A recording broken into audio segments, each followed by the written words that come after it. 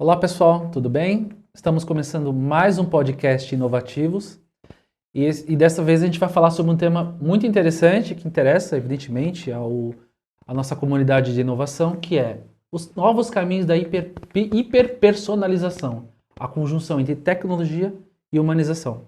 Bom, para esse papo aqui, nós temos alguns convidados bem especiais, começando aqui à minha esquerda, o Murilo Gerciano. Queria que você se apresentasse, Murilo. Olá, muito prazer. Eu tô feliz demais de estar aqui com vocês hoje nessa mesa. Eu sou Murilo, atualmente eu ocupo a posição como diretor de operações e CX da empresa Foxbit. Ela é uma empresa que nasceu em 2014, né, com operações de criptomoedas, né, como corretora de criptomoedas. E ao longo do tempo ela foi ganhando posição aí no mercado de cripto mundial, né, se destacando como as mais antigas e as principais corretoras de criptos do planeta, né? Então, a composição hoje dela são de 4 empresas, né? A gente é um grupo hoje, trabalhando aí com B2B, B2B2C e o B2B e o B2B. São os 3, né? B2B2C, o B2B e o B2C. Então, a gente tem hoje uma base com mais de 1 milhão de usuários, né? A gente tem aí ainda, né, a corretora, né, a gente trabalha ainda como uma corretora, mas também tem o gateway de pagamento, tem também a tokenização e os ativos de grande volume e a mesa de operações. Então, além dos outros serviços que a gente também tem, como todo o ecossistema de criptoativos, né, de criptomoedas, blockchain. Então, prazer e espero poder compartilhar um pouco hoje aqui com vocês. Legal. Isso que eu chamo de anarcoeconomia, hein? Tantas frentes ainda. É o melhor nome, acho. Bom, nós temos também a Fernanda. Seja muito bem-vinda, Fernanda. Queria que você se apresentasse para a nossa audiência também. Bom dia, gente. Obrigada pelo convite. Estou muito feliz de estar aqui. Acho que esse tema é super interessante para a gente discutir. Sou Fernanda Fê. Atualmente eu sou gerente sênior da Nômade. Atuo ali como a liderança da parte de CX. A Nômade é uma empresa que a gente começou a operar em 2020 com a missão de simplificar a vida financeira global. Então, a gente atua ali com pessoas que viajam, a gente tem uma conta ali em bancos parceiros americanos e também, mais recentemente, a gente começou a investir bastante na parte de investimentos, pessoas que querem dolarizar o patrimônio, e aí a gente está também ampliando para alguns outros produtos nessa missão toda de realmente conexão global, atuar em diversos países. A Nômade aceita em mais de 180 países para transacionar, enfim, estamos aqui numa missão em crescimento. A gente atingiu em agosto, se eu não me engano agora, 1 milhão de clientes. A gente teve uma captação bem relevante, bem importante de 61 milhões de dólares na nossa série B. Então estamos aí, expandindo, crescendo e, de novo, muito animada de estar aqui com vocês. Ah, bem legal. Bom, e aqui também nós temos agora o Bruno. Gostaria que você se apresentasse, Bruno, por favor. Boa tarde, bom dia. Não sei a hora que vocês vão ver aí. Muito feliz de estar aqui também, pessoal. Me chamo Bruno Daniel, trabalho no Gympass, sou gerente sênior do Gympass. É uma empresa que está promovendo o wellbeing mundial, que é muito importante no mundo que a gente vive hoje, de estresse, burnout, uma sociedade que está bem hiper personalização, que é o tema que a gente vai falar aqui, mas que está bem estafada, né? Um momento que a gente vive um momento crítico. Inclusive, hoje estamos passando por um momento super crítico globalmente. Então, o Gympass tem esse mote de trazer o wellbeing para todo mundo e fazer com que você se sinta bem no seu dia a dia, para que você possa evoluir na sua família, no seu trabalho e tudo mais. Trabalho com CX aí há mais de 20 anos e quero compartilhar um pouco da minha experiência aí com vocês. Muito feliz de estar aqui. Legal. E por fim, Gustavo Cavalcante, né? O CDO da IC. Seja muito bem-vindo, Gustavo. Prazer estar aqui com vocês de novo. Só fera aqui na mesa, né? Para cuidar da nossa saúde financeira, da nossa saúde física. E estamos aí também para cuidar da nossa saúde mental, né? Prestando um excelente atendimento para todo mundo que a gente sempre precisa, né? A IC está no mercado há um bocado de tempo, né? 20 anos já no ramo. E é original de Minas, né? Então tem aquele jeitinho mineiro de atender. E a gente acredita muito que a qualidade e a excelência do atendimento só ocorre hoje utilizando bastante tecnologia. E eu acho que sem tecnologia a gente não consegue chegar numa hiperpersonalização, né, Ivan? Acho que a gente vai falar um pouco do tema aqui, né? Muito feliz de estar aqui com vocês. E continuar o papo legal que a gente já estava na prévia aqui, né? Inclusive, faltou dizer que saúde tecnológica, né? Saúde tecnológica também, vocês, exatamente. Bom, pessoal, antes da gente entrar aqui no tema, só mandar alguns recados, né? Para que vocês acessem a nossa plataforma, a inovativos.com.br, que vocês também acompanhem tudo que a gente tem falado nas nossas redes sociais, tá? E também, dependendo de como vocês estiverem vendo esse vídeo, acesse o site exconference.com.br, que nós teremos o nosso congresso no dia 8 de novembro, tá? Sejam todos lá. Dito isso, pessoal, vamos ao nosso papo aqui. O tema da hiperpersonalização, eu acho que, de alguma maneira, ele já quase fala por si só, né? Nós vivemos num momento onde nós temos um volume de dados que é realmente inimaginável, né? E que ela vem de das mais variadas fontes e que só vai piorar. Assim, no sentido bom para quem sabe usar os dados, né? Olha, nós estamos aqui num processo de expansão do 5G, alguns países desenvolvidos já estão muito mais avançados, nós estamos iniciando, que é nesse processo, com essas etapas que a Anatel terminou, né? E aí a gente tem até alguns dados já, né? Por exemplo, eu estava até comentando, né, sobre a quantidade de dados gerados até 2021. Nós tínhamos, até 2021, 79 zettabytes de dados gerados. De 2021 a 2025, né, daqui a 2 anos, a gente está falando em 152. Ou seja, nós vamos dobrar quase a quantidade de dados gerados até 2021. Quer dizer, olha o pouco tempo que isso e o volume que vai se gerar a partir disso. Bom, dito isso, o papo vai ser justamente com vocês sobre isso. Assim, poxa, quais são os dados que estão aí? O que é novidade? O que vocês estão olhando? Que dados vocês olham atualmente? E até as possibilidades, né, que podem existir para as empresas de uma maneira geral, tá? Eu queria até começar com o Gustavo, para que ele falasse um pouco justamente o seguinte: olha, Gustavo, de uma maneira geral, assim, olhando o cenário brasileiro, assim, o que normalmente a gente olha para dar? Que dados a gente está olhando? E até já colocando uma outra ponta, que dados a gente já deveria já começar a olhar imediatamente? Pô, legal. Excelente pergunta, Ivan. Bom, primeiro eu acho que o primeiro grande desafio, quando a gente fala dessa hiperconexão e quantidade de dados, é que a grande maioria desses dados, eles estão desestruturados, né? Então, um dos primeiros desafios que a gente tem é como organizar e estruturar, que quando a gente começa a falar de inteligência artificial, machine learning, é o primeiro passo antes de começar a falar de algum algoritmo, é como organizar e estruturar esses dados para poder começar a transformar esses dados em informação e informação relevante para a tomada de decisão, né? Eu acho que aqui no Brasil, a gente ainda, eu acho que até no mundo, tá? A gente acaba utilizando ainda uma estrutura bem básica de dados, né? E são os que a gente estava conversando um pouco mais cedo, né? Os mais triviais de comportamento, né? Que horas eu atendo um telefone, que horas eu costumo ligar a televisão, que horas eu costumo ir no mercado fazer uma compra, né?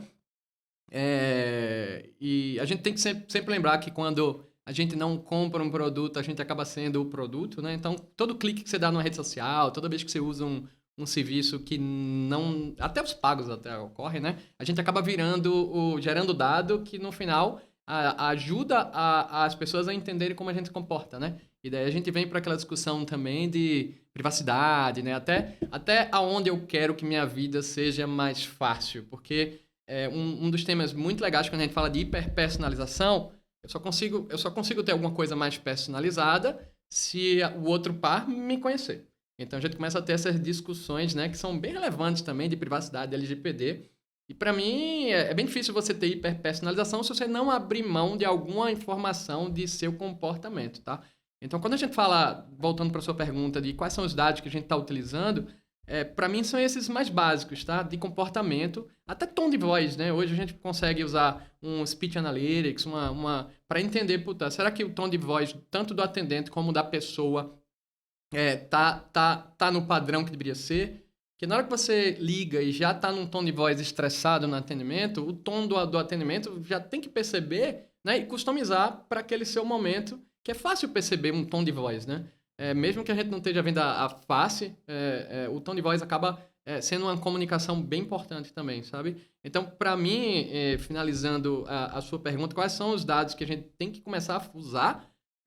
São esses mais básicos, tá? Que para mim são super importantes, comportamentais, de cliques, de costumes que eu mesmo tenho minhas rotinas e eu ainda acho que tem muito espaço, por exemplo, tipo, todo dia de manhã eu ligo o mesmo canal durante o meu café, faço aquele ovo daquele mesmo jeito E, tipicamente, a minha empresa que eu contrato de TV a cabo, por exemplo, ela já poderia entrar no meu canal direto quando eu ligo. Eu preciso dar uns 4 ou 5 cliques, achar o canal. É uma coisa que poderia estar personalizada para mim bem fácil, assim. Uma rotina que eu repito muito, sabe? Que eu ainda acho que ainda tem espaço para fazer um básico bem feito. Legal. Inclusive, a gente está falando, a gente vive muito nessa coisa de dizer assim, tentar definir o que são dados estruturados ou não estruturados, enfim, né? E essa é uma definição que tem mudado muito ultimamente, né? E ainda bem, porque até então o estruturado era nome, endereço, aquela coisa toda. E agora você já vê pessoas falando em dados estruturados até comportamentos, né? O que é bacana, porque você está vendo a evolução disso. Aí eu queria aqui falar agora com os nossos amigos das empresas, justamente isso, começando com a Fernanda. Fernanda, assim, que dados vocês utilizam de uma maneira geral, assim? E que aí, já engatando outra pergunta, que dados vocês olham e falam, poxa, esse dado tem muito potencial para o meu negócio? Poderia contar um pouco pra gente? Acho que a gente tem algumas camadas, assim, olhando tanto para nossa equipe internamente, então os dados de como a gente faz um gerenciamento operacional efetivo, no sentido de, como o Gustavo estava falando, né? Quem vai atender em que horário, qual é o canal, enfim. E aí a gente vai para uma camada ali de a satisfação das pessoas. Então, como que a gente tem, por exemplo, claro, utiliza um C7, o NPS, mensuração ali da jornada, a vida do cliente na nossa empresa, quanto que a pessoa está investindo, transacionando, enfim. Então, todos os dados que nos ajudam a entender a fidelização, digamos, ou a conexão que a pessoa tem com a Nômade. E aí a gente vai, acho que o pulo do gato aqui, o que eu tenho pensado bastante até com base no que a gente estava trazendo e você trouxe em relação ao comportamento, é como a gente aprofunda um pouco mais no comportamento das pessoas. Seja um comportamento nossos clientes internos, digamos, né? As pessoas colaboradoras da Nômade, para a gente conseguir trabalhar, até puxando um gancho aqui do Gympass, com bem-estar, para eu saber como que está o humor daquela pessoa que vai falar com o cliente no telefone. Se a pessoa não está bem, como que ela vai atender o nosso cliente final bem? Então, alguns indicativos da pessoa se mensurar no começo do dia, por exemplo, é bem interessante. E aí, para o cliente, né? Como que ele se comporta em relação à Nômade, quando que essa pessoa fica, quando que essa pessoa vai embora, como que a gente pode ir além, talvez, de um churn, por exemplo, para entender essa fidelização. E acho que uma coisa que eu penso bastante também é como capturar isso quando esse movimento não é explícito. Quando o cliente entra em contato com a gente, né? Infelizmente acontece de não teve uma experiência tão legal, ele expressa aqueles sentimentos negativos, é um pouco mais fácil até capturar aquilo e tentar reverter a situação. Mas e quando ele não faz isso? Aí é a dificuldade ali, onde a gente tem pensado como usar os dados a nosso favor nesses casos mais implícitos. Legal. Bom, Daniel, eu queria a mesma pergunta, na verdade, né? De uma maneira geral, que tipo de dado vocês olham normalmente e o que vocês estão já mirando imediatamente, talvez já para o ano que vem, enfim? Pensando no hoje, como a Fernanda falou, a gente tem muitos dados do cliente de comportamento que medem jornada, C7, NPS e mostram a satisfação do cliente nesse momento. Quando a gente pensa em hiperpersonalização e pensando no Wellbeing, Gympass e tudo que a gente fornece para os nossos clientes, a gente pensa em ser proativo para esse cliente. Então, a hiperpersonalização, como o Gustavo falou, é conhecer o seu cliente e ir além para ele, entregar um momento wow. Então, eu sei que você vai na academia todo dia, 8 horas da manhã. Imagina você chegar na academia e ter um pote de whey protein para você, porque eu sei que você gosta dessa marca. Então, você faz com que o cliente se sinta parte integrante do seu business. Então, a gente está olhando para o futuro para hiperpersonalizar a jornada de todos os nossos clientes, tanto do cliente final, que somos nós usuários, quanto dos nossos parceiros, que são as empresas que contratam. Por exemplo, eu sei que tem empresas no começo da jornada que têm dificuldade para subir uma base. Eu não preciso esperar a empresa me ligar, sendo que eu já sei que ela tem um problema. Eu posso entrar em contato com ela antes e falar assim, olha, eu vou te ajudar a subir a base. Isso faz toda a diferença, porque você fideliza o cliente antes dele ter o problema.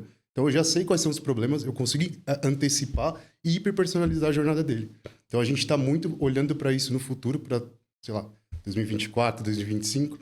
Quem sabe em 2025 isso seja até feito por inteligência artificial, que é justamente juntar a hiperpersonalização com a inteligência artificial e entregar uma jornada 100% resolutiva para o nosso cliente. É isso que nós pensamos para o futuro. Estamos trabalhando duro para chegar lá. Bom, E você, Murilo, me conta aí, que dados vocês estão usando aí, ou olhando, ou mirando? Eu vou, se me permite, até dar um passo atrás. Vou tentar ilustrar o que eu entendi como a hiperpersonalização, que eu acho que tem muita gente que nem está tão familiarizado ainda com esse termo, né? Nós que estamos aqui entendemos, mas às vezes quem está ouvindo não. E um dos meus primeiros trabalhos assim foi como vendedor de loja, em loja de shopping, artigo esportivo. E como um bom vendedor, eu também tive aquele treinamento de entrar no estoque e não voltar só com aquele tênis preto Nike número 40. Então, você já imagina um vendedor voltando com uma pilha de caixa de tênis ali para atender o cliente. E isso eu estou falando de mundo físico. Então, quando o vendedor está ali, muita gente vai interpretar isso como está empurrando venda. Né? Você tem um monte de caixa de sapato ali, o que eu quero? Não foi isso que eu pedi um tênis preto. Mas o vendedor ele tem um tempo muito curto para entender o cliente ali. E ele tem um estoque limitado, ele tem aquele estoque físico. Qual que é a vantagem dele? E aí a gente está falando aqui de sentimento, de perceber o cliente. O vendedor ele quer contextualizar, ele quer entender naquele momento qual que é a real necessidade e dar tempo para o cliente se entender também. Então, a vantagem que ele vai ter ali é a leitura facial, né? Ele vai entender o comportamento do cliente que ele está no corpo a corpo, que o mundo digital não tem. Ele perde isso. Mas qual que é a vantagem do digital? E aí a gente estava falando dos cliques, né, que são traqueados, né? Toda vez que você entra num link, você tem um campo de busca, que ali também está gerando um dado que vai virar uma informação depois. Tem ali também essa questão de você colocar os filtros. Então, eu não estou pedindo só um tênis preto Nike número 40, estou pedindo um tênis de basquete. Da próxima vez, não me venha com uma chuteira que não vai fazer muito sentido. Então, essa leitura toda que o mundo digital dá, compartilhado com um estoque que geralmente também já é maior, e o tempo que esses dados estão sendo armazenados, eles são completamente diferentes. O vendedor na loja ali, ele só estava com aquela informação, dificilmente ele vai colocar isso para dentro ali do sistema, e a plataforma não, ele está mastigando, né? Ele está absorvendo toda aquela informação ao longo do tempo. E aí, qual que é o ponto de encontro, só para concluir, né? Os dois estão querendo fazer a mesma coisa, que é a hiperpersonalização, de formas diferentes, com as ferramentas que eles têm. E aí, como que se usa isso, né? Para quê, na verdade? Para entregar a melhor experiência, para entregar o melhor serviço, produto que o cliente está buscando. Então, a definição que eu vejo como a hiperpersonalização acaba sendo essa. A Foxbit, ela nasceu no mundo digital. A gente não tem um contato físico, né? Então, o que a gente tem que fazer? Todo esse monitoramento dos dados, e aí a Fernanda já citou alguns aqui, que é o NPS, que é aonde foram, né, aquelas informações que o cliente, ao longo de um atendimento, ele já sinalizou uma dor e você poderia muito bem ter trabalhado com aquilo para virar uma análise preditiva e evitar, né, um problema futuro ali. Então, alguns produtos, né, com certeza, eles foram lançados baseado nessa leitura de dados. Isso daí é o que a gente faz, a nossa rotina diária, principalmente no departamento de atendimento, é uma das principais. A primeira rodada, até eu queria entender um pouco, né, de cada um, para que dados vocês olham especificamente. Porque é aquela história. Eu acho que cada um tem uma definição de que dados são importantes. O setor financeiro tem uma quantidade, um volume de dados lá que é importante para ela. Como varejo, e cada setor tem a sua definição de dados, né? E aí eu acho que essa rodada agora é justamente para tentar justamente a gente poder decolar na definição de cada um. Porque, por exemplo, quando a gente fala de hiperpersonalização, sabemos os dados que nós temos em casa. E como escalar a partir do que nós já construímos até aqui. Até voltando aqui para você, justamente isso. Murilo, a partir dos dados que vocês usam hoje, que dados eu acho que vocês devem olhar, talvez num segundo momento, que eles vão agregar para vocês, olhando para o seu negócio? Assim?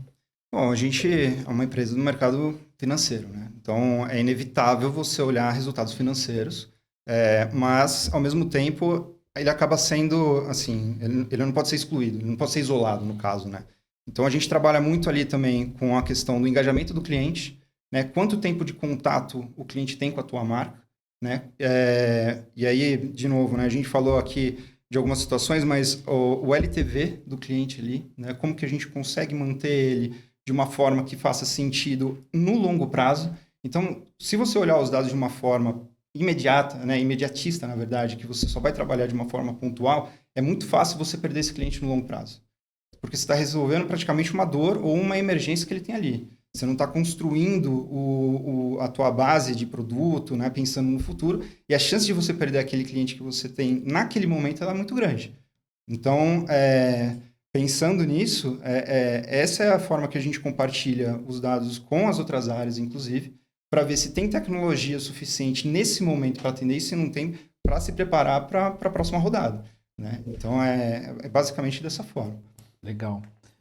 Fernanda, exatamente isso, assim, olhando para essa construção de dados que vocês já fizeram até esse momento, o que vocês diriam para a gente, assim, que dados agora eles devem se somar à construção de dados que você já possui em casa e que vão agregar justamente nessa construção da hiperpersonalização? Acho que, como colegas aqui do setor financeiro, dados financeiros são muitos e a gente vai utilizando, entendendo cada um deles, mas, somando ao que o Murilo trouxe, eu estava pensando muito, um movimento que a gente está fazendo agora na Nomad, por exemplo, de entender, dentro dessa jornada do cliente, por exemplo, né, nós começamos ali o nosso produto principal, a parte de transacionar o cartão de débito para a pessoa viajar tranquila para mais de 180 países. Mas tem todo um ecossistema ali, por exemplo, dessa pessoa viajante. Aonde mais que a gente pode entrar para facilitar a vida dessa pessoa e sermos os parceiros da jornada dessa pessoa em outros aspectos, além de eu estou já num país, por exemplo, transacionando, ou eu paguei o meu hotel através do cartão da Nomad, mas o que mais dá para fazer? E a gente tem explorado muito isso, assim, a gente está buscando esses dados para a expansão de produtos, por exemplo, a partir dessa leitura de o que o nosso cliente faz hoje com a Nomad, o que o nosso cliente já faz, que poderia também ser com a Nomad, e o que o nosso cliente talvez nem saiba que queira fazer, mas quando ele quiser, a Nomad vai estar ali para ajudá-lo nisso. Interessante isso. Bruno, nesse sentido, assim, que dados vocês acham que vocês vão agregar justamente em cima dos dados que vocês já construíram assim, hoje, em benefício do cliente? O Gympass hoje é um benefício corporativo, né? A gente pensa em Gympass como academia, mas hoje o Gympass tem mais de 160 apps parceiros. Você consegue monitorar o seu sono, fazer meditação. Então, é realmente o well-being do funcionário. Então, o que nós queremos fornecer para as empresas, que são nossos parceiros? O quanto que você evita de churn. Hoje, o Gympass ele pode entrar numa categoria parecida com planos de saúde, porque nós somos preventivos. Um funcionário saudável, ele produz mais, ele performa melhor, como a própria Fernanda falou. Você precisa saber se o funcionário está bem para atender o seu cliente bem. Então, é isso que o Gympass entrega. Ele quer entregar saúde, o well-being, para que o seu funcionário trabalhe bem e atenda o seu cliente final feliz. O que nós queremos fazer agora? Mensurar o quanto que nós conseguimos entregar para o RH de redução de churn, de aumento de produtividade, de aumento de performance do nosso cliente final, porque com isso ele consegue aumentar mais a base de funcionários usando o Gympass e fomentar dentro da empresa, porque para ele é vantagem. Hoje o Gympass ele é muito mais barato do que um plano de saúde, por exemplo, para a própria empresa. Então ele consegue reduzir o custo dele e ainda assim deixar o funcionário trabalhando feliz, né? Que é basicamente isso. Deixa eu até explorar, que você falou da questão da prevenção. Prevenção, evidentemente, você tem que usar muito dado, né, para poder tentar antever, né, o que vai acontecer.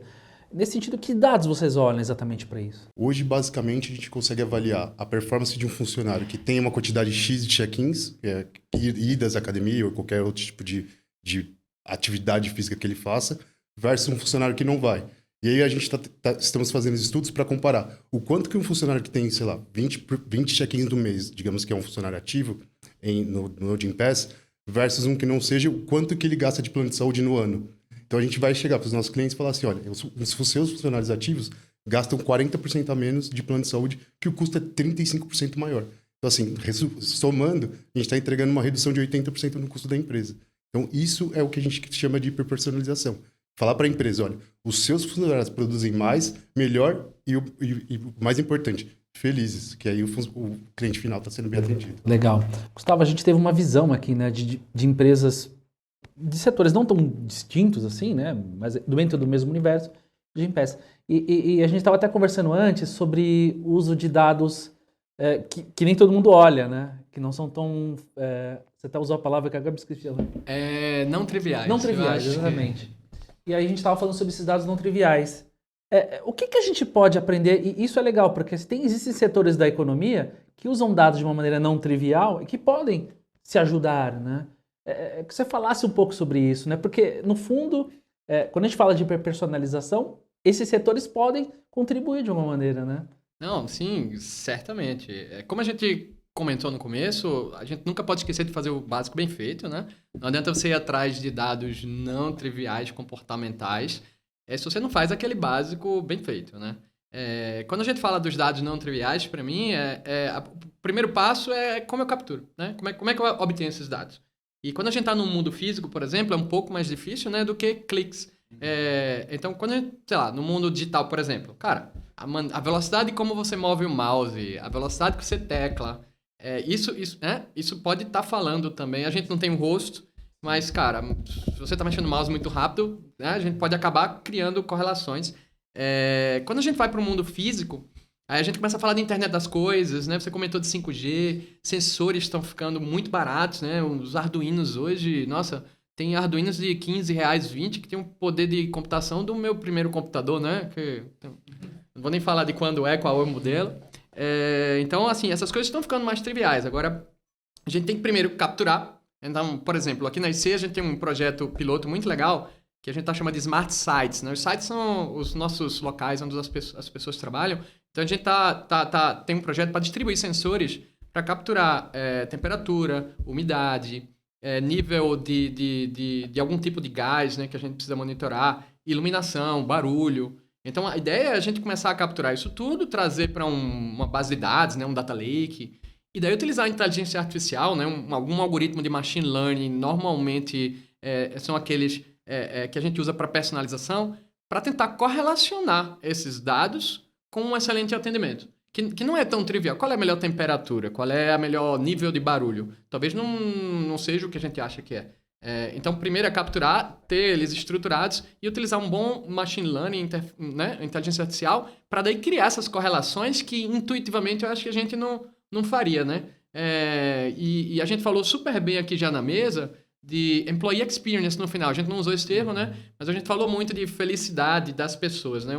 A gente acredita muito que um atendente feliz, saudável, ele vai atender melhor uma pessoa que está numa necessidade de atendimento, tá? Então, para mim, eu acho que dá sim para usar muito dado não trivial. Agora, tem que usar bastante tecnologia, né? E tem que estar sempre... a gente falou um pouco do agro, né? Que o agro tem utilizado muito também, né? Aqui no Brasil, IoT. Então, por exemplo, tem gente usando pedômetro no gado, né, na vaca, para medir quando ela está no cio. Ele foi correlacionado que quando a vaca está no cio, ela caminha muito mais. Então, é um dado super simples, trivial, né, que você consegue utilizar a favor do teu negócio. Exato. E a gente até comentou, inclusive, também sobre como que alguns setores usam muito bem a geolocalização, né, para determinar onde você vai de uma maneira muito recorrente, a um bar, uma rua, um restaurante, enfim, com que frequência, quando, que hora, enfim. Isso, o próprio, eu acho que o Waze, né, Google Maps, no geral, você entra no carro, você está indo para o trabalho, nossa, você não precisa nem apertar um botão lá, ele põe e vai, né? Bom, a gente contou um pouco de usos aqui, e eu queria entrar justamente numa parte que você tinha tocado alguns minutos atrás sobre a questão de desafios. E aí, evidentemente, com um volume de dados que estão sendo gerados, você tem uma preocupação do que está sendo feito com eles, né? Você tem essa questão, por exemplo, de compliance de dados, enfim. Pegando esse gancho, assim, eu queria que vocês falassem um pouco, não necessariamente só sobre essa questão, mas quais são os desafios? É tecnológico? É regulatório? Quais são os desafios no dia a dia de vocês?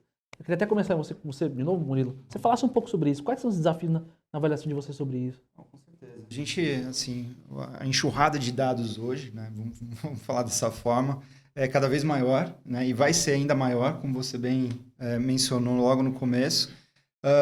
Eu vejo o desafio, assim, entender quais são os dados que eles são realmente fundamentais para serem analisados, né, e se a gente tem, assim, a permissão de pegar esses dados, né? Então, você falou da questão regulatória, sim, também, ela faz total sentido, e o cliente ele tem esse consentimento, né? O quanto que a gente pode, de fato, absorver dessas informações que a gente está vendo, quanto, de fato, ele sabe que a gente está vendo e está coletando, e isso, para mim, eu acho que é um dos grandes desafios, além da atualização desses dados, né? Então, você consegue atualizar isso com que frequência, né? Porque um dado desatualizado, ele pode te levar para um caminho muito pior que às vezes de você não ter dado nenhum. De você começar a absorver ali. Você começa a fazer um trabalho com uma informação errada, vai até o final com ela, aí você perdeu dinheiro e tempo, né? E era melhor você não ter nenhuma informação e ter partido de um achismo quase do que uma informação completamente errada e desatualizada. Então, eu acho que isso é um grande desafio. E aí, vendo também os gargalos que a gente tem nisso, são as bases de dados, a falta de integração entre elas. Então, quando a gente tem, por exemplo, uma fonte de informação A, que ela não integra com a B, e você está estudando parcialmente ali, né, aquela situação, também vai te levar para um caminho muitas vezes errado. Então, a integração que você tem entre as bases e a leitura completa, né, ela tem que estar muito clara, senão não adianta você trabalhar dessa forma. Exato.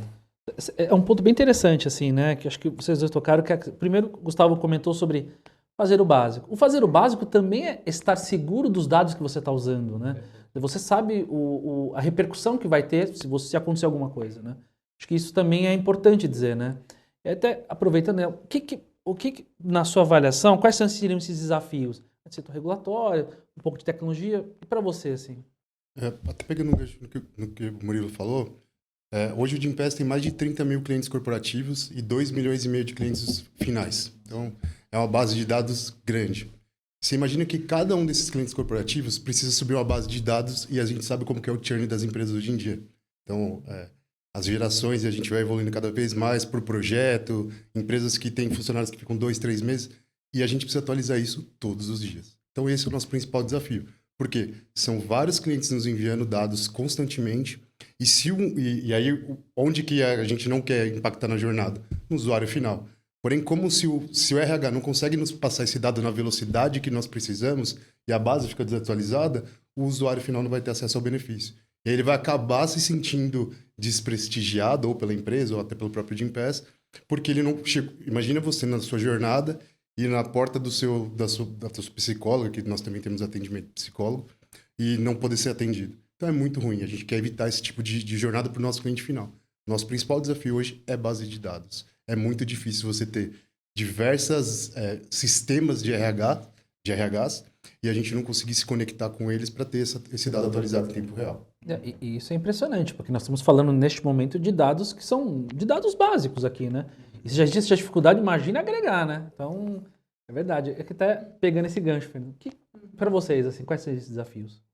Pegando um pouco do gancho aqui, tanto o Murilo, Bruno, nós também temos esse desafio de, a gente estava falando, né, estruturar os dados, então há uma grande massa de informações, e como que a gente vai transformar essa massa em algo coeso, que faça sentido para o nosso cliente, que a gente consiga tomar boas decisões em relação a isso, em relação a realmente ser algo benéfico para todo mundo envolvido nesse ecossistema, né? Sejam especialmente nossos clientes finais, sociedade, os nossos stakeholders.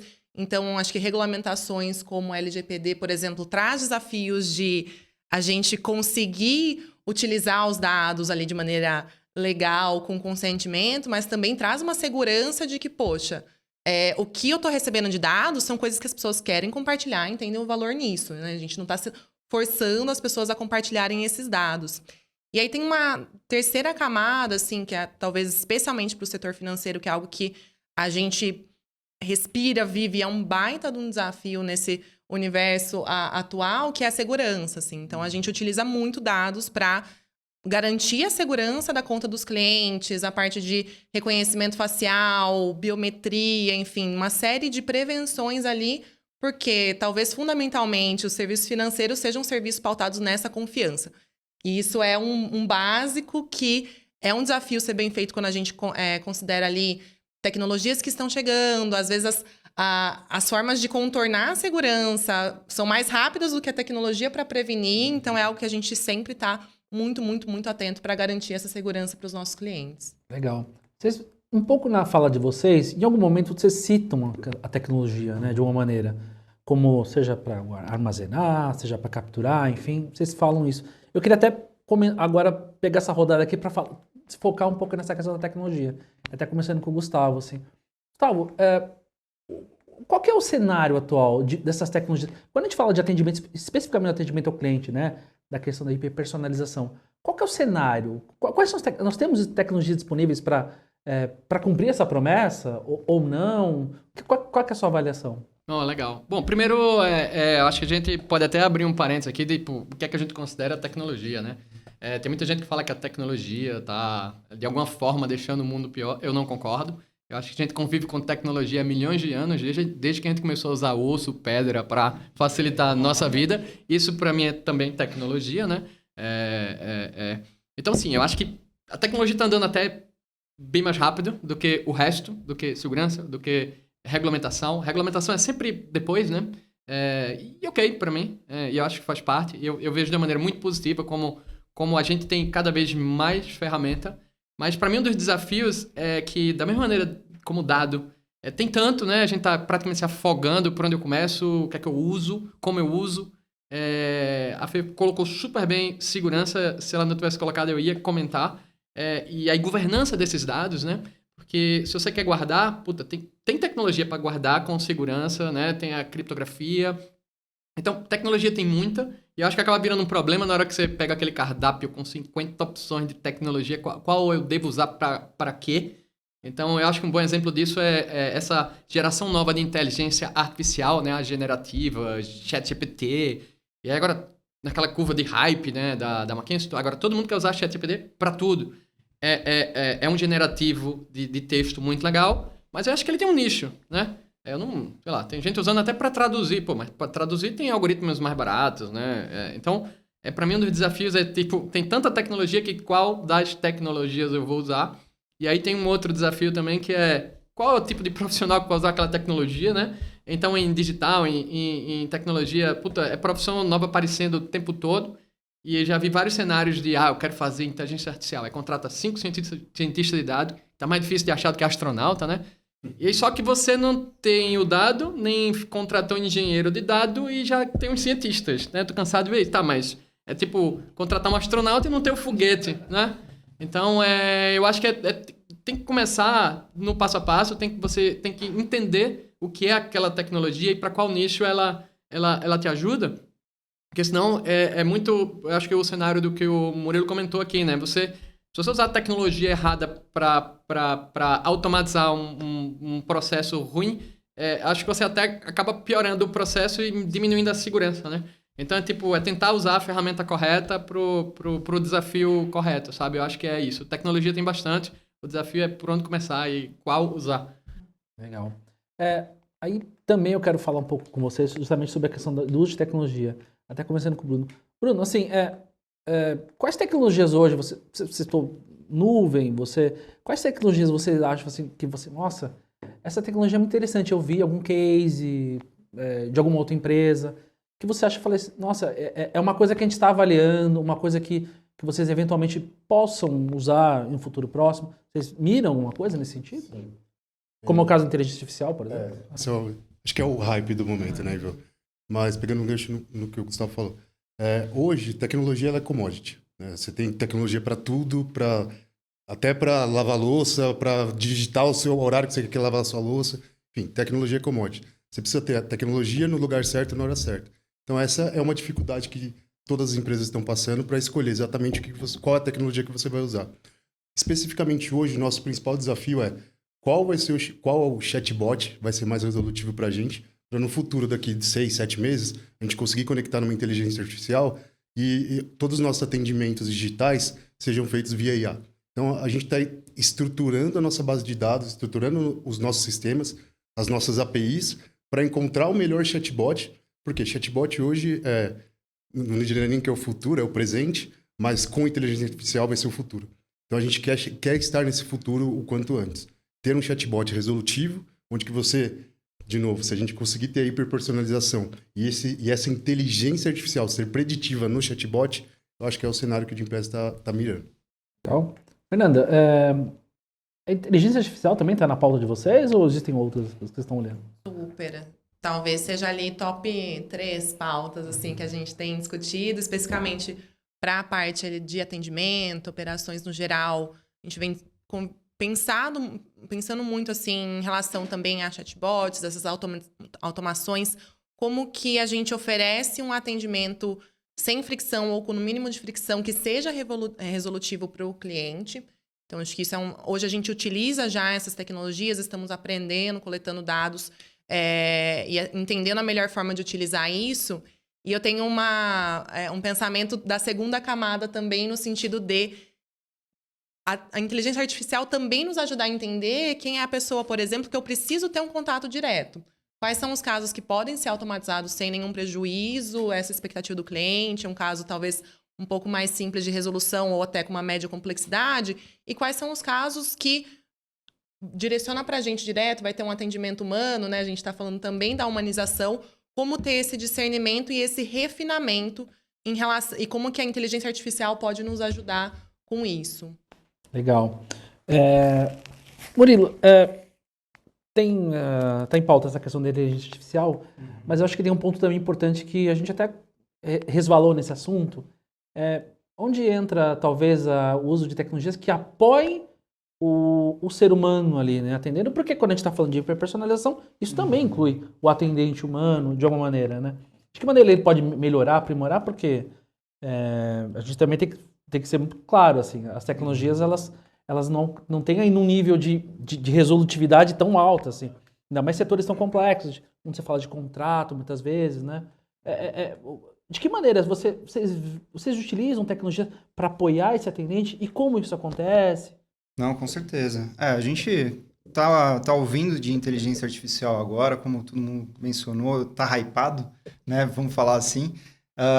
Mas lembrando que inteligência artificial em si, ela é um assunto 1940, 1950, né? Quando a gente começa a falar de um estudo de análise neural artificial, criação de jogos de dama, onde você tem uma tomada de decisão nesse jogo de dama lá atrás, e pelo fato de ter uma decisão, você já pode incluir ele sim como uma inteligência artificial. O que aconteceu nesse período é que houve um congelamento por falta de recurso, né? Acho que o maior entendimento disso é por que começou, né, retomou esse assunto, porque não tinha tecnologia para isso, então ficou pausado, achou que era papo de maluco, né, lá atrás, e agora está retomando. E o que aconteceu nesse período? A gente teve empresas crescendo, soluções nascendo, ferramentas de suporte, como você falou, para os atendentes, para qualquer situação que você esteja exercendo, teve tecnologia de suporte para isso, softwares, né?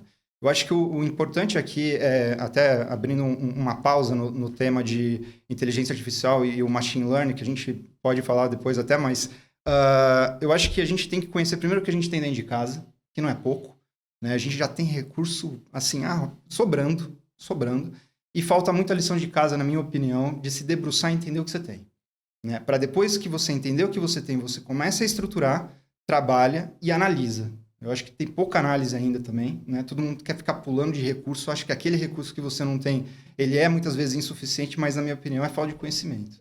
Então, e assim, desculpa quem está com todas as esperanças na inteligência artificial, ela não vai resolver o teu problema que você não resolvia sem ela antes. Então, é nisso que eu acredito muito. Até porque também está na moda aquela história do conceito da visão do homem de ferro, né?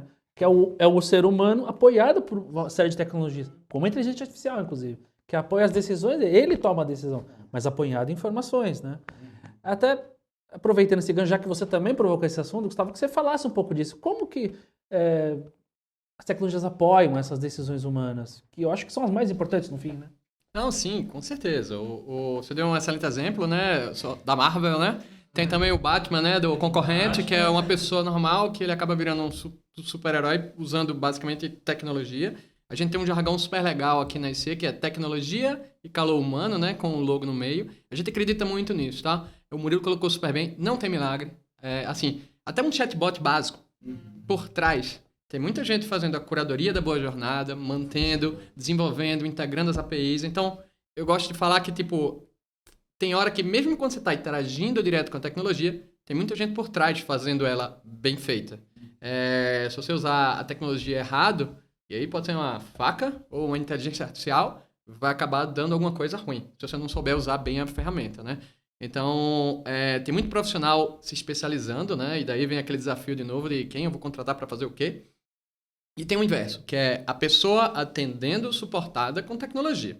A gente estava conversando um pouco mais cedo aí, né? Que call center há uns 15 anos atrás era uma linha analógica, um manual. Hoje em dia, além de ter tudo digital, a grande maioria dos nossos colaboradores e, inclusive, acho que metade, né, praticamente 20 mil pessoas estão conseguindo trabalhar em casa por conta de tecnologia, né? É uma realidade que veio para ficar depois da pandemia no nosso setor e é tudo digital, né? Ele recebe o nosso computador, liga, o fone VoIP, né? O áudio também, quando é atendimento, ou por chat, que tem crescido muito, e é impossível ele fazer um atendimento bem feito, com uma jornada fluida, que normalmente vem de um canal digital, né, pro humano, ou a gente tenta fazer aquele match perfeito, como a Fê comentou super bem, né, quase o Tinder do atendimento, né, e de novo, a gente precisa de dado para isso, né, para esse perfil aqui, qual é o melhor perfil de atendente? E a gente precisa ter os dados do atendente, precisa ter os dados do cliente, e a gente tenta fazer um match, e muitas vezes esse match passa por não usar o canal digital. Cara, vou pôr direto a pessoa em contato com o atendente, porque ele está nesse momento dele aqui e, tipicamente, ele não vai querer clicar alguns números. Então, é muito... E aí, quando chega no atendente, já tem que ter na tela dele, assim, quem é, por quê. E aí vem o desafio das bases de informação separadas que o Murilo colocou. Assim, se a gente não tiver a jornada completa do cliente no mesmo lugar, eu não consigo ser preditivo, assim. Se ele fez uma ligação no telefone e está registrado na base X, e ele fez um atendimento de WhatsApp e está na base Y, e se isso tudo não estiver ligado na ferramenta que o atendente vai fazer, o atendente não vai saber com quem está falando. E aí você vai ter aquela experiência super chata de falar seu CPF, falar seu problema, aí ele deriva para outra pessoa e você fala seu CPF, fala seu problema. Ninguém, assim, aí a gente volta a falar de expectativa líquida, né? Eu pedia comida por telefone, acho que pessoas mais novas acho que não sabem o que é isso, mas eu tinha que falar meu endereço toda santa vez para a mesma pizzaria. Eu não topo isso hoje, eu não topo nem falar uma vez, quanto mais, né, pedir falar com alguém, eu aperto um botão e quero que, né, chegue pago lá em casa, né? Então, as pessoas, quando tem essas experiências com os aplicativos, eles querem ter as mesmas experiências. Não interessa se ele está sendo atendido por uma fintech ou uma tel, ele quer a mesma experiência. Ele não topa mais ficar meia hora pendurado para uma dúvida simples. E até porque, né, a gente está falando também de um processo de inclusão. Nós temos muito excluídos digitalmente, ou semi-excluídos, que muitas vezes eles são ajudados por esses canais analógicos, que aí cumpre essa etapa de apresentar o canal digital. Você olha, você está falando comigo, mas você pode utilizar em tal lugar. Você tem um filho que utiliza a internet, esse é um outro canal. Quer dizer, é um processo que também ajuda. E nós estamos falando de mais de 30 milhões de pessoas que não usam a internet no Brasil, ou usam pouco, assim. Não é meia dúzia de gente, assim, né? Até a gente tem um ponto também que a gente gostaria de tocar com vocês, essa questão que vocês adoram, né? Questão dos indicadores, né? A gente falou muito dos dados, assim, né? Eu queria tentar, assim, fazer uma reflexão com vocês sobre que indicadores, assim, que indicadores vocês têm usado ultimamente, né? E de que maneira eles efetivamente têm contribuído. Eu queria desvendar um pouco em cima disso, tá? Queria começar com a Fernanda agora. Assim, a gente já passou por 3 momentos de KPIs, nós estamos na terceira fase de KPIs agora, né? Então, eu queria que você falasse um pouco sobre isso. Que indicadores hoje vocês têm usado? É muito ainda em cima desses ainda? Ou existem outros, enfim? Acho que em termos de indicadores, a gente estava falando dos triviais, não triviais. Dentro da nossa cesta, acho que a gente utiliza os que já estão dados aqui, né? Então, pensando ali em qualidade do atendimento, coisas como avaliações de monitoria de qualidade, C7, NPS. Eu acho que aí o pulo do gato nesses é tentar aliar a parte quantitativa com o qualitativo. Então, também a gente tem uma segunda camada de abertura para entender diferentes segmentações de clientes, momentos de clientes, ler atendimentos e ajudar as nossas percepções dos dados, se aliarem ali com a percepção de realmente entender o que aconteceu num detalhe, né? Então, alguns estudos de caso.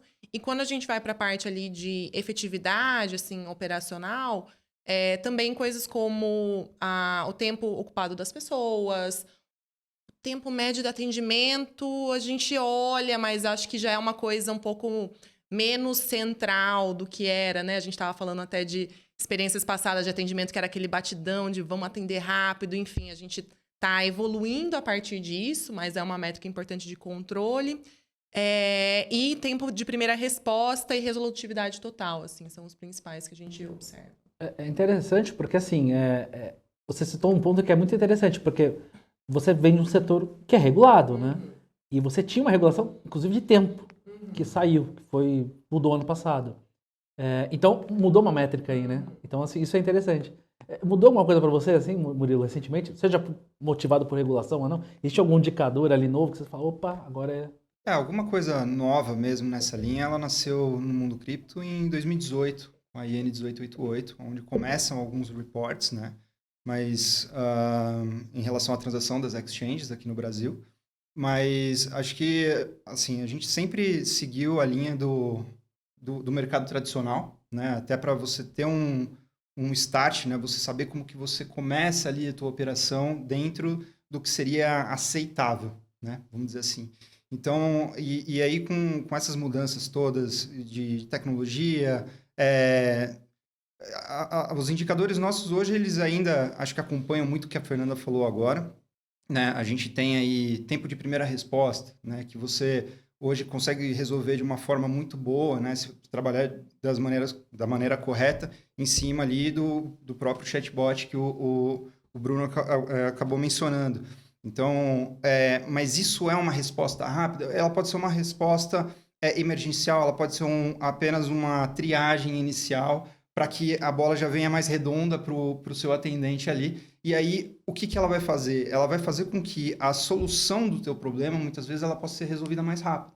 Porque a troca que você tem, a interação numa primeira mensagem, numa primeira resposta, ela não tem que ser considerada a partir do oi, tudo bem. Oi, tudo bem? Aqui tudo bem, e você? Não é isso a primeira resposta. A primeira resposta ela tem que servir para você entender a solução. Ok, é uma dúvida, é um problema, é uma dúvida. A minha faca ela poderia ter ajudado ali, não poderia. Então, quando você analisa e separa ali, por exemplo, dúvidas e problemas, você consegue entender aonde que está os espaços que você poderia trabalhar melhor para que você não ficasse com o teu cliente esperando um atendimento, que ele poderia muito bem se autorresolver se a informação tivesse clara até para o caminho para ele chegar naquela solução.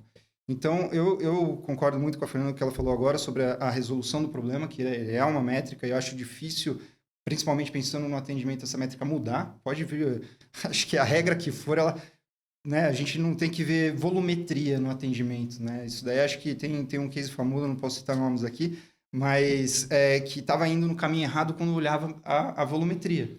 Porque o agente ele era bem visto pelo número de chamados que ele respondia. Mas e o índice de satisfação daquele atendimento que ele fez? Né? O índice de satisfação ele não pode ser ignorado, pelo contrário, ele tem que estar no top 2, 1, talvez. Né? Então, a volumetria poderia ser muito bem descartada nesse momento, focar tempo de primeira resposta, tempo da resolução total do problema, índice de satisfação. Eu acho que esses três, assim, é muito difícil a gente, em algum momento, mudar. Legal. No caso da Gympass, Bruno, não é de uma empresa de um setor regulado, né, como a gente estava falando aqui, então você não teria que, assim, assumir compromissos formais ou mesmo com o poder público de tentar, enfim, estar adequado a essas exigências. Mas, efetivamente, todos os setores da economia têm que acompanhar, porque virou uma régua mínima para todo mundo, né? Mesmo de quem não segue. Para vocês, assim, como vocês não têm cumprido, evidentemente vocês devem olhar para várias direções, né? Falar, poxa, como é que eu aprimoro, já que eu não tenho esses compromissos? O que vocês olham, assim, de indicadores, assim, que são não tão triviais, assim? Bom, Ivan, hoje, olhando para a CX especificamente, acho que no Brasil não tem como fugir de indicadores de HHT, SLA, volumetria, enfim. São indicadores de produção. CX hoje no Brasil ainda é uma área de produção. Mas quando a gente pensa na experiência que a gente quer passar para o cliente, estou falando de experiência aqui, revelando a idade, a gente falando de C7, NPS, no Brasil isso é coisa de 8, 9 anos. Até então a gente não se falava disso. A gente só falava de produção, entrega, como ele mesmo falou. O atendente que mais entrega era o melhor visto. Hoje, para a gente, isso são indicadores de acompanhamento. Eu não olho para quanto que eu olho para quanto o analista está produzindo para ver se tem muita discrepância entre os analistas, se tem ticket mais difícil, ticket mais fácil. Mas para nós, o mais importante é o C7. Porque, por mais que tenha SLA de resposta, de primeira resposta, são indicadores que compõem a experiência do cliente. Então, hoje, no Gympass, a gente coloca o cliente no foco. Se o cliente está dando uma boa nota para nós, então nós entendemos que aquele processo está bom. Obviamente, como eu falei, como a gente falou de hiperpersonalização e humanização, O próximo passo é não ter o cliente entrando em contato com a gente por aquele problema. Porque quer queira, quer não, hoje o cliente entra em contato conosco ou por dúvida ou por problema. Se eu já sei que tenho aquele problema e a minha nota de C7 não está tão boa, o ideal é que eu faça alguma coisa como empresa para resolver aquele problema. Então, hoje, para nós, o C7 é o nosso mote, é onde a gente olha, a gente mira ter um C7 acima de 90% para todos os nossos clientes. E, partindo disso, a gente começa a pensar em jornadas de melhoria contínua. Então, onde que eu não estou sendo resolutivo ou não estou dando uma boa experiência para o meu cliente final? E aí, cliente final aqui, dentro do Gympass, a gente tem 3 atores, né? Que é o usuário, quem vai para a academia, o RH e a academia mesmo, que são os parceiros. Então, pense que eu tenho dores diferentes em pontos diferentes da jornada. A gente mapeia cada jornada dos atores, vê onde o nosso C7 está gerando atrito. Como a Fê falou, atrito de uma empresa de all-in não é uma coisa muito boa. A gente quer ser 100% resolutivo e não ter atrito. Então, a gente faz isso, coloca o C7 como foco, e aí todas as áreas da empresa acabam olhando como C7 como indicador. Por quê? Eu sou CX. Eu levo a voz do cliente para dentro da empresa, mas eu não desenvolvo, eu não sou de tecnologia. Então, eu preciso levar para o time de tecnologia, olha, o cliente está reclamando deste ponto no produto. Vamos trabalhar junto? Então, é isso que a gente faz hoje no Gympass. Tem uma coisa interessante na fala de vocês, que assim, a gente está falando muito de indicadores, né, de produtividade, enfim, né? Mas tem aquele caso lá, que vez ou outra acaba entrando nas nossas vidas, que é aquela pessoa que foi bem ou mal atendida e aí foi lá nas redes sociais e publicou um comentário. E aí aquela história, o cara produziu super bem a vida dele, mas aquele dia ele não atendeu bem. Como é que faz nesses casos, hein, Gustavo? Como é que você... Porque, no fim, essa história, ela pode até derrubar a pessoa, a trajetória de vida dele, que foi uma pessoa super produtiva. Mas aquele dia, ele cometeu um deslize ali no atendimento. Como é que você trabalha isso no dia a dia? Porque, hoje em dia, a repercussão nas redes sociais é imensa para o atendimento, né? Enfim. Perfeito, excelente ponto. Inclusive, tem estatísticas que comprovam que quando você não está satisfeito, você compartilha muito mais a informação ruim do que quando você está satisfeito, né? E o lado do cliente ainda, né? Às vezes ele pode estar insatisfeito. Sim. E que no final são pessoas, cara. A gente tá falando de tecnologia aqui, mas no final são pessoas se relacionando. Ponto. E por mais que a gente crie padrões, facilite vida com tecnologia, as pessoas têm seus momentos. Você tá feliz, você tá triste. Né? E o jogo do seu time não foi bom ontem. Né? Tem de tudo. Então, no final, são pessoas e são pessoas vivendo seus momentos. E tem altos e baixos, né? Ponto. A gente precisa entender isso. Na hora que a gente aceita, a gente sai um pouco daquela régua, daquele treco de tentar criar um padrão para ficar... nem software tem um padrão, né? Tem sempre um bug. Se comporta 100% como a gente quer. Então, a gente tem indicadores aqui. É óbvio que a gente utiliza os triviais, a gente é cobrado, né? Quando a gente fala de CSAT, TMA, a gente tem mais de 100 clientes e quando os clientes nos contratam, eles trazem quais são os seus principais indicadores e a gente tem que viver eles. Se a gente não fizer isso, eu acho que a gente nem existe no mercado. Agora, quando a gente fala dos não triviais, primeiro, a gente mede felicidade das pessoas. Então, a gente utiliza uma ferramenta, né, 100% da IC, que é a Robson. É uma ferramenta que começou a ser construída dentro da IC, spin-offou, virou uma empresa que, inclusive, vende a ferramenta separada, né, para fazer gestão de atendimento. E a gente mede a felicidade das pessoas. Então, todo mundo, quando começa o dia, ele entra lá e a gente faz a primeira pergunta: como é que você está se sentindo hoje? Né? Aí tem a carinha feliz e o triste. E a gente mede isso aí e leva como informação no conselho. Então, a gente tem lá percentuais de felicidade das pessoas naqueles meses e, inclusive, por faixa de produtividade, né? Outra coisa que a gente faz quando a gente fala de indicador é ter transparência. Então, nessa mesma ferramenta Robson, todas as pessoas, quando ele entra, fala do modelo, ele vê o dashboard dele, como é que ele está indo, como ele está nas metas da operação e o que é que ele precisa fazer para melhorar. Então, ele sabe exatamente aonde ele está e o que é que ele precisa fazer para melhorar. Outra coisa que a gente faz, que eu acho super legal usando a mesma ferramenta, a pessoa que está indo bem, ela pode adotar como anjo uma pessoa que está indo mal. E se ela ajudar e a pessoa que está indo mal melhorar na produtividade, o anjo também acaba ganhando num esquema de coins, de pontos, de gamificação que a gente usa. Eu acho muito legal. E outra coisa que eu acho que a gente faz diferente também é que a gente não faz curva forçada de performance. 100% das pessoas, dos quase 50 mil funcionários que a gente tem, eles podem ser o G1 lá, que é o que a gente chama de bom atendente, e aí nisso ele tem mais pontos, né? mais feedbacks e mais possibilidades de crescimento. Então, todo mundo pode, a gente não força a curva do melhor para o pior. Isso eu acho muito legal, sabe?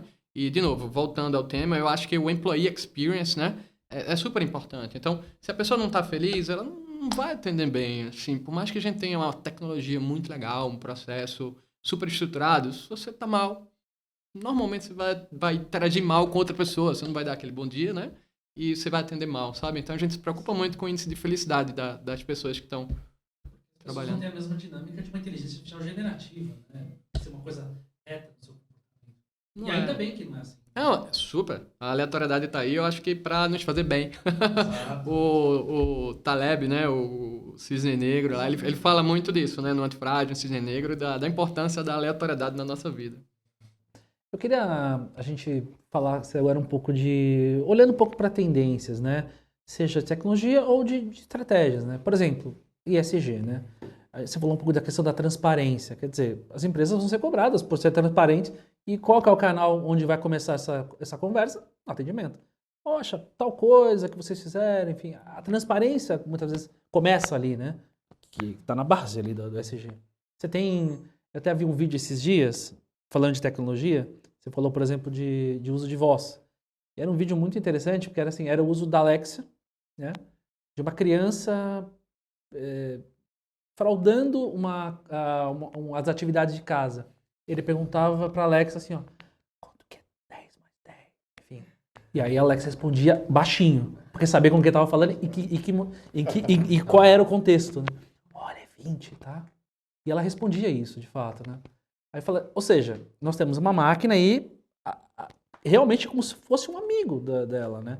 Ou seja, isso é relacionamento no dia a dia. Eu queria que vocês falassem um pouco disso. E eu queria até deixar aberto para quem quisesse falar, assim, começar, enfim.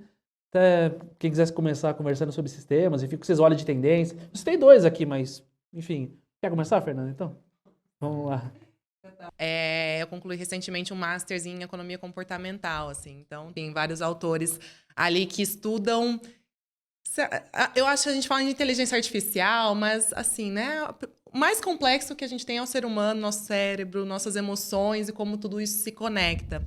E eu gosto muito de pensar nas tecnologias como realmente apoiadores para o ser humano. Acho que isso é insubstituível. O contato humano, as pessoas se relacionando, a gente entendendo, como você trouxe, sabe?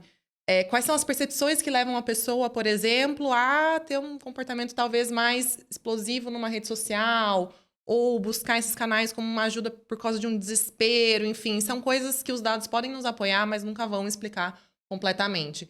Então, acho que como a gente falou tanto aqui de tecnologia ali, né, criação de dados, inteligência artificial, etc., mas para mim o próximo passo é como a gente interage, o ser humano se conecta humano como humano para conseguir navegar nesse mundo tão complexo que a gente está vivendo, assim.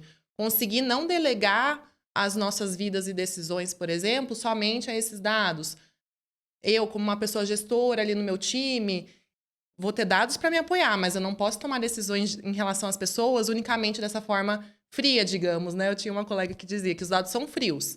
E o que a gente, como ser humano, vai fazer com eles e como que a gente vai também se educando, se capacitando, se treinando para conseguir ter mais discernimento, mais bagagem para essas tomadas de decisão, interpretação, conexão humana. Então, eu acho que, para mim, o próximo passo está muito relacionado a isso, do ser humano continuar ali se desenvolvendo. Legal. Você, Luiz, o que você me conta, assim, o que você vê como tendência, né, que vai impactar, evidentemente, o relacionamento no seu negócio, ou de uma maneira geral, assim, na área de... Não, eu acho que, assim, a gente ainda vai ouvir muito sobre inteligência artificial e machine learning.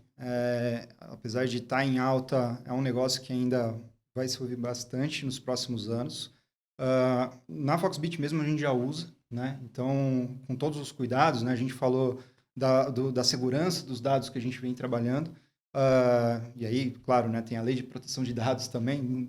Não deixa também sair muito da regra disso, que já deveria existir o cuidado de qualquer forma, mas como que a gente vem praticando isso, né? Então, é entender até em que ponto a gente deve utilizar, né, essa tecnologia, até onde a gente tem recurso para fazer sem, e usar, bem como a Fernanda falou, como ferramenta, como suporte, e não como uma solução, principalmente inicial, né? Você não pode começar a resolver o problema com ela, porque eu, pelo menos hoje, acredito muito que você vai ser conduzido para um lugar que não é onde você quer chegar, né? Então, até falei um pouquinho antes que o ideal seria você resolver o teu problema sem essa ferramenta, sem essas super soluções, vamos dizer assim, para que você tenha principalmente uma análise do teu time em relação àquilo, né? Porque se você jogar numa máquina e ela te dá um resultado, ninguém pensou nada.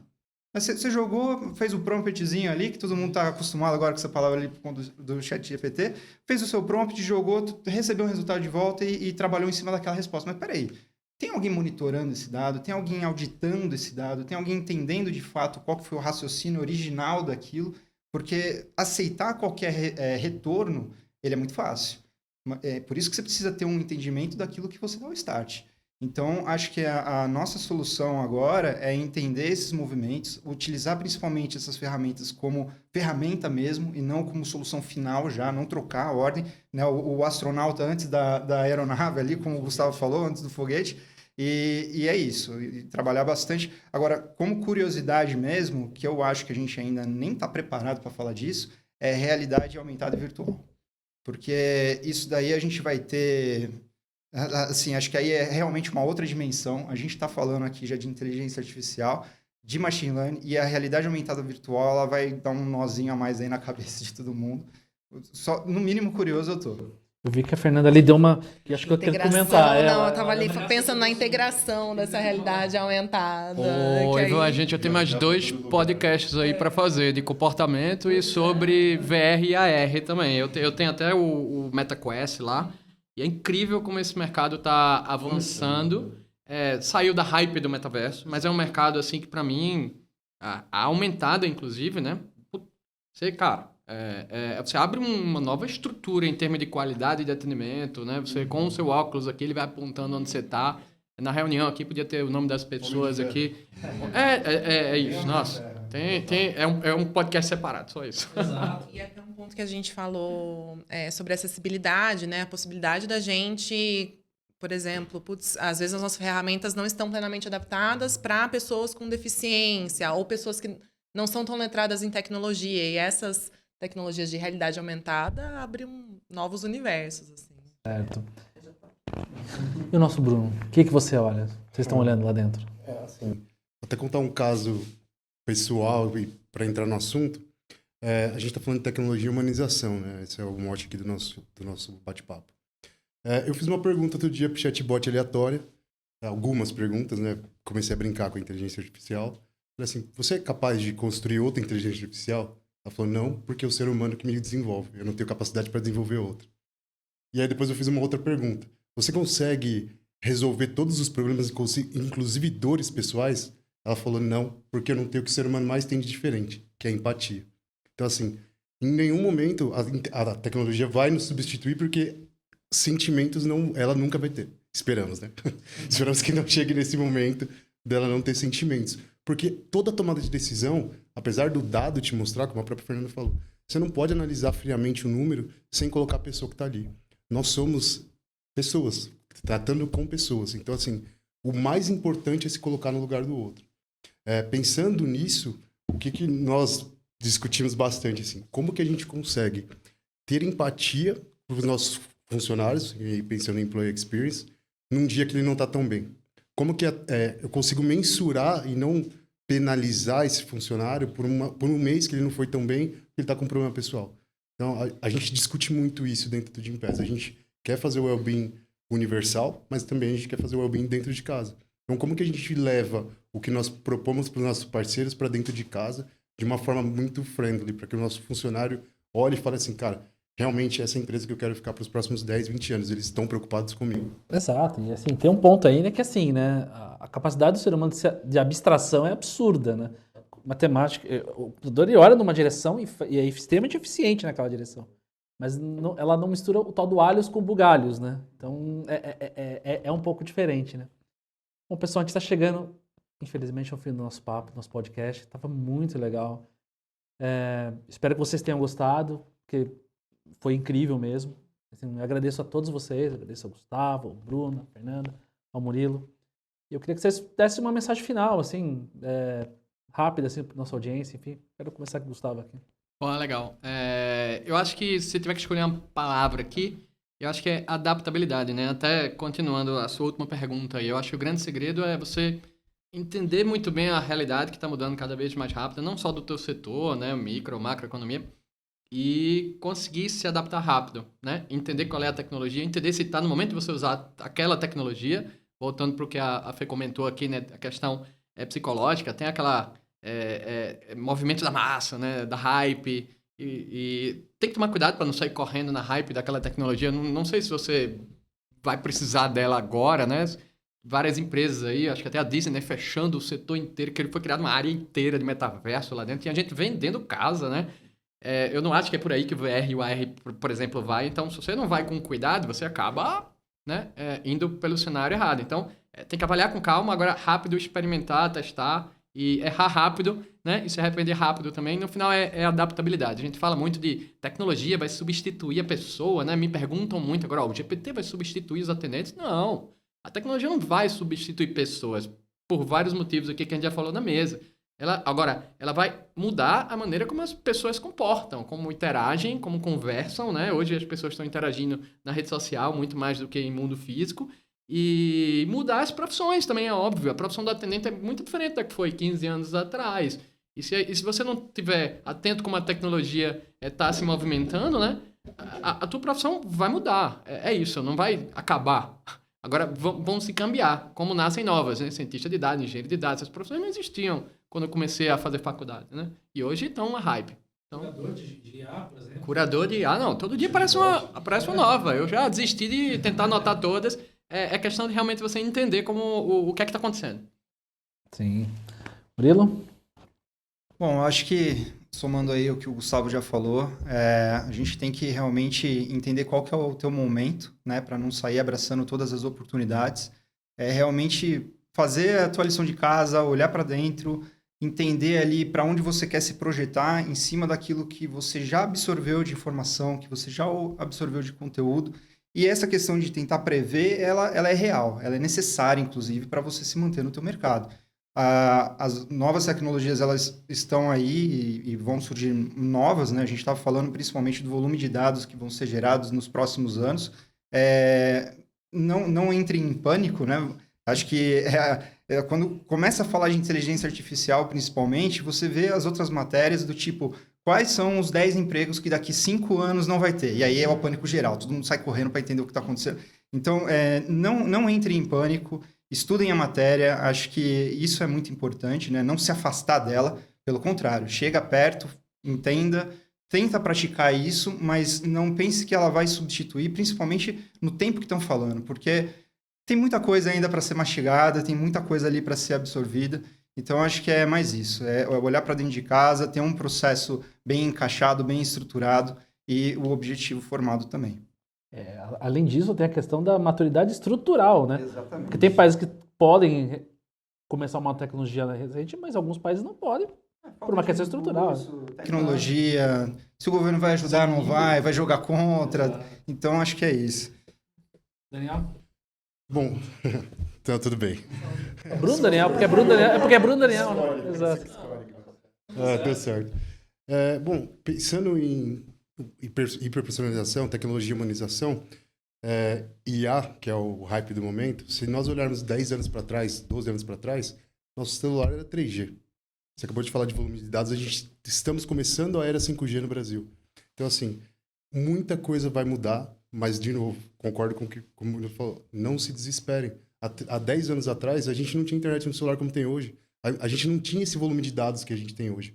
Na verdade, o ser humano nem estava adaptado, nem foi criado para ter esse volume de dados que a gente tem hoje, com informação sendo bombardeada a cada 5 segundos, celular, WhatsApp, trabalho. Então, assim, tudo é uma evolução. Nós vamos evoluir para acompanhar a inteligência artificial da forma que nós evoluímos do 3G para o 4G, do 4G agora entrando para o 5G, e vai ser uma nova era digital. E tudo bem, assim, eu acho que a gente precisa se colocar no lugar que nós estamos hoje, de olhar para o futuro, de pensar como que você vai acompanhar essa nova fase que a gente está entrando agora.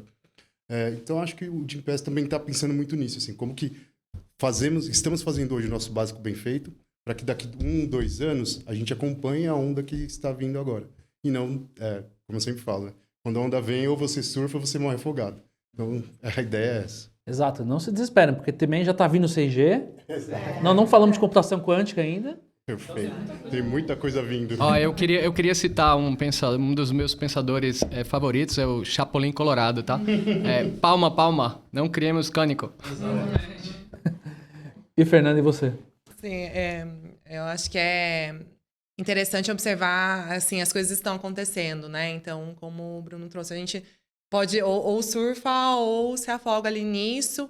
E eu acho que é importante a gente se apropriar desses temas, né? O Murilo também trouxe um pouco disso, para que a gente possa entender como utilizá-los da forma que a gente gostaria, que é uma forma construtiva, uma forma benéfica.